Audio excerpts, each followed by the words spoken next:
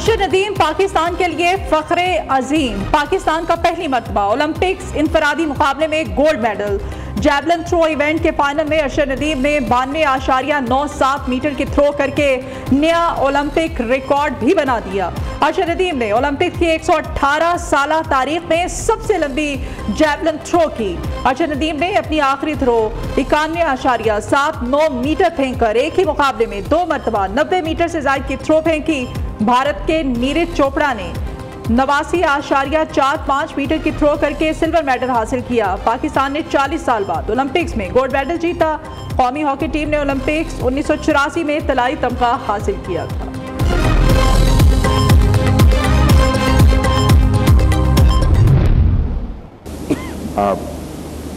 Wonderful preparation to accord heroic welcome to Arshad Nadeem, who is now the hero of Pakistan there in Paris Olympic Games.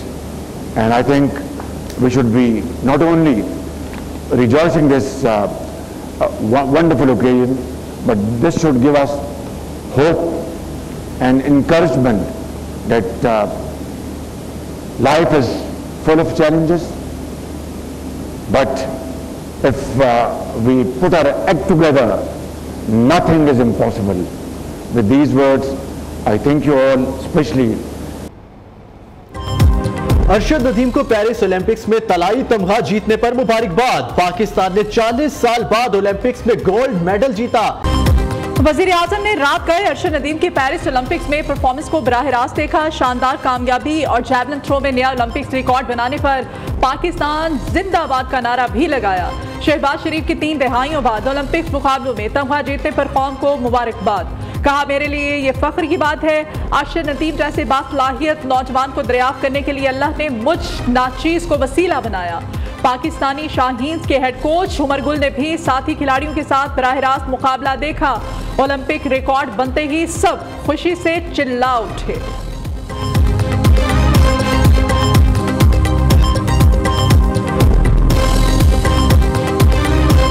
Mayor सक्कर ने ज़ेरे तामीर sports stadium का नाम अरशद नदीम से मंसूब कर दिया। सदर मुमलिकत आसिफ अली जरदारी, वजीर आला पंजाब मरियम नवाज, बिलावल भुट्टो, वजीर आला सिंध समेत शाबाश अरशद नदीम, आपने कौम का सर फख्र से बुलंद कर दिया।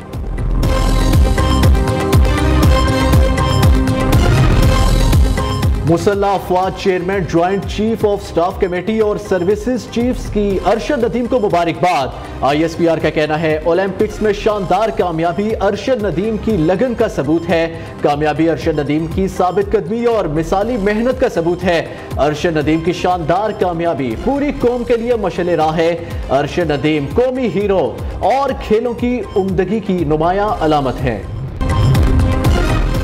मारगला नेशनल पार्क में कमर्शियल सरगर्मियों से मुताल्लिक केस की समाअत। सुप्रीम कोर्ट ने काबीना सेक्रेटरी कामरान अली अफजल और अटॉर्नी जनरल को फौरी तलब कर लिया। चीफ जस्टिस काजी फाइजिसा ने मामला वजीर आजम के नोटिस में लाने की हदायत भी कर दी।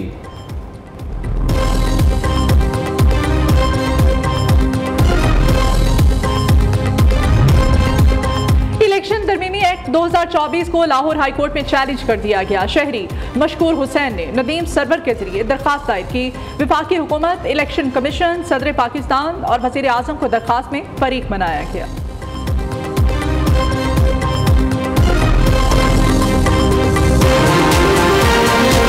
में बराह रास्त आपको लिए चलते कौमी असम्बली, जहाँ पर इजलास जारी है और वजीर दिफा ख्वाजा आसिफ इजहार ख्याल कर रहे हैं।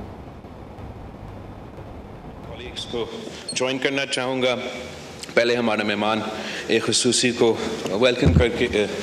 वेलकम भी करता हूँ, जिसने तलावत के साथ इस इजलास का शुरुआत किया। काबिल एहतराम इमाम साहब मस्जिद नबी का और मेरा दोस्त, मेरा भाई जो सफ़ीर है सऊदी अरेबिया का, जिसके साथ मैंने बड़ा काम किया पिछली हुकूमत में इसको भी हम वेलकम करते हैं।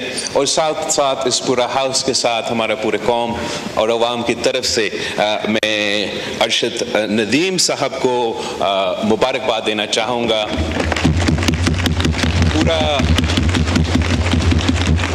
पूरा कौम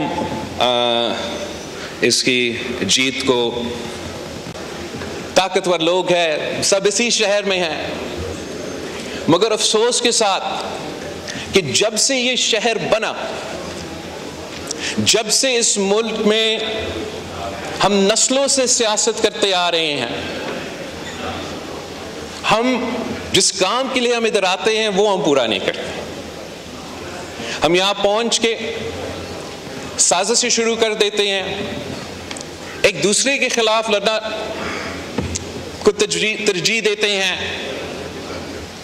कभी एक तिहाई में सियासतदानों की लड़ाई के नतीजे में नुकसान होता है, किसी दूसरा तिहाई में जनरलों की एडवेंचरिज्म की वजह से कोई कू हो जाता है और हम सब का नुकसान हो जाता है। और आजकल जो मुल्क में नफरत की सियासत अरूज पर है, जिस किस्म की तकसीम हमारा सियासत में आज मौजूद है, शायद हमारा तारीख में ऐसे हमने कभी नहीं देखा। और इसी तकसीम और इसी नफरत की सियासत की वजह से पाकिस्तान की अवाम जो इस वक्त मुआशी बहरान से गुजर रहे हैं, महंगाई, बेरोजगारी, गुर्बत से तंग हैं, हम नहीं सही तरीके उनका मदद कर सकते हैं। जिस तरीके से मुल्क के चारों कोने में लॉ एंड ऑर्डर के सूरत हाल मुश्किल होता जा रहा है, हम वो मिनिमम बैक कंसेंसस इस हाउस में पैदा भी नहीं कर सकते हैं कि अगर हमने अपने मुल्क का तहफ़्फ़ुज़ करना है, दहशतगर्दों का मुकाबला करना है, अपने अवाम को अमन दिलवाना है, तो क्या करना चाहिए। हम दिन रात अगर आप टीवी को खोले तो हम एक दूसरे को गालियां दे रहे हैं, बुरा भला कह रहे हैं, या हम चोर है या वो चोर है, या हम गद्दार थे या वो गद्दार है। और हमें कहीं न कहीं कोई तरीका निकालना पड़ेगा कि हम अपना लड़ाइयाँ लड़ते रहें, मगर सियासत के दायरे में रह के। और जब एक तरफ सियासत है, वहाँ हमारा जिम्मेदारी है कि हम मिल के जो मुश्किलात को हम इस वक्त का मुकाबला कर रहे हैं, हम उनको एक हल निकालें। मैं एक एग्जाम्पल साइट करना चाहूँगा जनाब स्पीकर, कि हर पाकिस्तानी के लिए, ख़ास तर जो पाकिस्तान के सियासी कारकुन हैं, वो जो बांग्लादेश का हालात है वो बड़े गौर से देख रहे हैं। अब देखें, जो एहतजाज वहाँ शुरू हुआ वो उनका फौज में जो शहीद हुए थे उनके कोटा के ऊपर। एहतजाज फौज में उनके जो जंग था उसमें उनके शहीदों के कोटा के ऊपर कि ये ना हो। उस कोटा को 2018 में शेख हसीना वाजिद ने ख़त्म की थी खुद,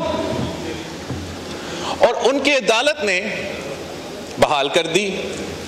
तो एहतजाज शुरू हुआ, एहतजाज रुक ना सका, और उसमें पूरा दुनिया ने देखा किस तरीके से हसीना वाजिद साहिबा, जिसने अभी अभी इतना बड़ा फतह हासिल करके इलेक्शन जीती थी, ओहदा छोड़ना पड़ी। तो पूरी रीजन को, इन इवेंट्स को देख के ये सोचना चाहिए कि हमें अपने अवाम के असल मसाइल की तरफ तरजीह देना चाहिए। पाकिस्तान की जो हालात है वो कोई ऐसे हैं जनाब स्पीकर कि कुछ आपके हाथ में है, कुछ आपके हाथ में नहीं है। इस वक्त जो क्राइसिस ऑफ द मंथ है, जो अदारे के दरमियान